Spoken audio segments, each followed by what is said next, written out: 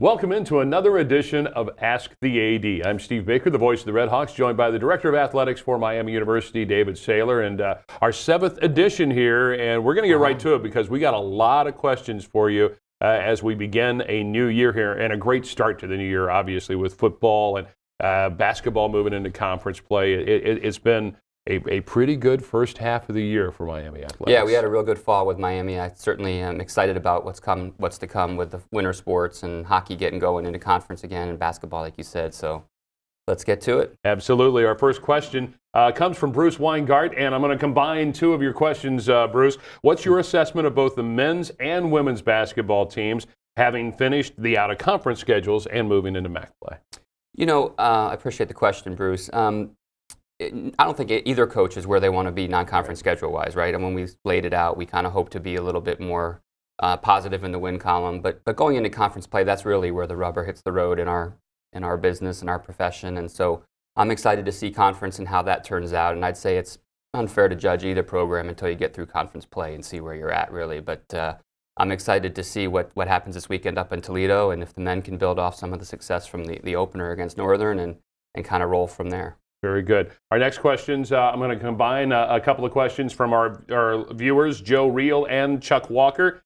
We always hear reports about how schools lose money on bowl games. How did we make out financially at the St. Pete Bowl, and what are your thoughts on the bowl experience and Miami's contingent at the St. Pete Bowl? Okay, yeah. First, on the financial side of things, the Max bowl arrangements are 10 times better than they were when I used to work at Bowling Green back in the early 2000s. Mm-hmm. It's kind of an even proposition. The MAC gives you $500,000 and says, make it work. And so that's all of our challenges to travel down there, get the team down there, get the cheerleaders and the band down there, and pay for the hotel and all those things. So we were able to make that work. We're frugal with what we do. It's certainly not a trip down there to have expansive things that we do with the team and everybody else, but we were able to make that number work with St. Petersburg, and the ticket arrangement helped us as well by selling our allotment and not being overcommitted to too many tickets. And so I feel really good about where we were financially. As far as the experience, it was awesome. I mean, just personally, I got to swim on Christmas Day outside, so I don't know when. How do you beat that? If that's ever going to happen again the rest of my life. But most important was we wanted the team to feel that they had a real solid experience and a lot of fun, and they earned it. And so we went overboard to make sure the team got everything they needed, and then the rest of the staff and coaches and families and everyone, because of Christmas, we wanted to make sure they had a good experience. But and overall, the travel contingency, the bowl game was thrilled with our turnout. The folks at ESPN in the third quarter told me they were blown away by our fans and our team's performance at that time in the game. So I feel really good about where ESPN thinks of what they think of us from our turnout and how the game went as well. It was an outstanding game as well, obviously. The Redhawks looking forward to another trip, obviously, next year. It should be in the cards.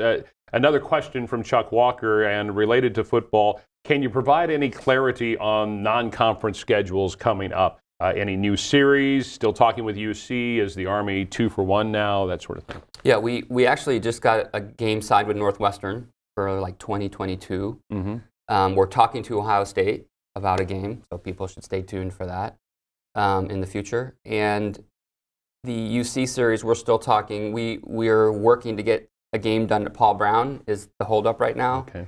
And UC's AD got a little busy a few weeks ago by making a coaching change, and so they just finished wrapping that up, and hopefully we can kind of circle back and try to finish those talks out.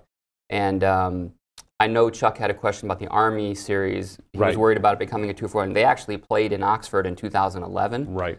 And that game was the first of a 4-game series. Okay. And so the games left, there are 2 in West Point, and 1 here. And so that's really an update on the football scheduling question in terms of games and what's coming in the future. Very good. Miami football, after the bowl game, came back to Oxford, getting ready to move into the new Athletic Performance Center down at Yager Stadium. Kurt Custer, a Facebook question here, writes, does the shortfall on dollars on that new football building concern you, and will it slow you down on future constructions until fundraising seems to catch up? He says he's afraid of a UC situation where there's new facilities and high debt. I assure you we're not going to end up in a UC situation. Let's just say that right off the top. But the other piece of the puzzle was the building, when it started, it was probably a $16 million building. Right. And we had enough fundraised to do that. And then we fundraised a little bit more, And I said to the people and the university, the trustees and the president who have been awesome through this process, we only have one shot to build this building. And if we don't put everything we need in it now, it's never going to happen. And so we were allowed to push the envelope a little bit, and the building wound up being a $25 million building. And we've raised 20. So, we are very much in earshot of finishing that. There's been a lot of momentum since the season ended. We've done about $800,000 of naming rights since the season ended in that new building. So I feel really good about continuing to finish to get there. Our Graduating Champions campaign is at $63 million of 80. So certainly finishing that building is a priority. And I promised the school that until we finished that building, there would be no other football projects. And that was a deal we made internally just to make sure that the building, again, has everything we needed it to have, and to get it done the right way the first time, the only time. And then we'll tackle the rest once we get the money funded. I wish I had the deal other schools have, where you only have to get funded, 10% of the project or 20%. We have to get the whole thing donor funded, and that's what we've worked hard to do with all of our other projects that are all completely donor funded and completed. And now it's just getting the APC done. Well, very good. Well, the Athletic Performance Center, the question coming from David Schaefer, and this is a Twitter question related to the Athletic Performance Center. Is the move to the new APC on schedule, and will fans be able to get a glimpse of the new facility, perhaps an open house during the spring game or before the spring game? I got to go through it last night, and I hadn't been through it in about 3 weeks, and I barely could get in. So it's under lock and key. It's all good. But some of the coaches have moved in. I'd say 3 or 4 of the assistant coaches are in their offices. The rest are recruiting and doing different things, keeping busy, but they'll get in there within the next week. The players, when they come back, will go right into the new building. So it's pretty much ready to be fully functional. It definitely needs some more graphic work completed and finished. We're having a ribbon cutting on the first signing day of February with Bake's show and with Coach Martin, and that's something that will be kind of there'll be invitations going out soon to the public and the donors who supported the project for that. Certainly at the spring game, we'll have a large open house where people can tour through and see the facility, and it's beyond anything I hoped it would be. It's awesome. So I can't wait for people to see it. It is. I had a chance to take a video tour a couple of weeks ago, and even before the graphic work, it is a very, very special place for Miami football and other sports to be able to work out of. Our next question comes off Facebook. It's from Matthew Steffen. What are your thoughts on the recent discussions on having a separate football playoff for the Group of 5 conferences? I've heard both sides. I've heard a lot of people weigh in. I'm definitely against it. I think it would be a horrible move for our level of football and what we're trying to accomplish. I can tell you that every single donor who's contributed that $63 million to us, that's been under the assumption and the plan that we can be competing and achieving that access slot to a New Year's Day bowl game.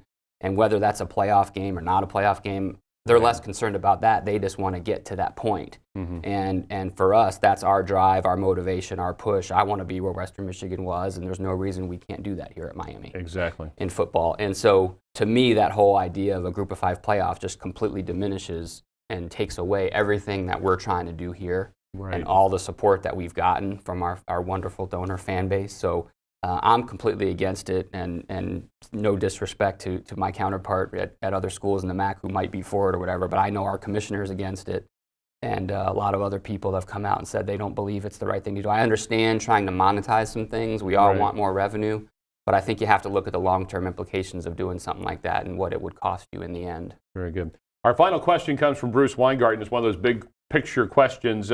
If you were given a blank check and a wish list of 3 things, what would be those 3 things on the list in order? And by the way, he didn't say if he was going to give you that blank check. Yeah, I was going to say, is there something coming that I don't know about? Because I have some pretty big aspirations, and a blank check could have a lot of zeros on it. I would say number 1 is a basketball, volleyball arena situation. We've got to get that solved. That would be my number 1 wish list item that I could have if I could make my own Christmas list. Second, I'd really like to get the hockey arena a little bit bigger. And have a chance to monetize that program a little bit more and help the support for that program. And third would be more of a general thing, and I don't know, but I would love to be able to give our student athletes everything they need to be successful on the court, field, whatever, and also in the classroom. I wish we could charter planes and travel easier. I wish we could feed them differently than we might feed them now. I wish there's lots of things we could do that a lot of other programs in the Power 5 programs are doing. And if I had a blank check, I would certainly try to improve anything I could for our student-athlete experience. Very good. Well, as always, thank you for your time and answering the questions. I know our fans appreciate it. And that'll do it for this episode. Look to Twitter, look to Facebook for future episodes and your chance to submit questions to Ask the AD. For David Sayler, I'm Steve Baker. Thanks for watching.